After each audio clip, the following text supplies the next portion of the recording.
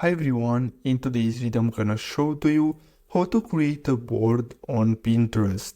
So the first step is to simply open Pinterest on your phone, and as you can see at the bottom you're gonna have this create button. Simply tap on that and then simply tap on board, and then here you have to enter the board name and you'll have to simply click on create.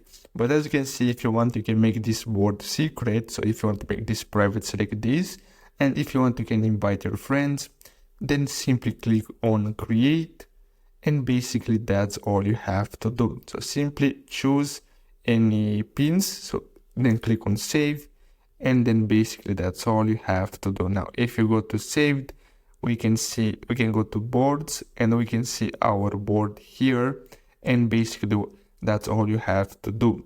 So I hope you found this video helpful. Thanks for watching.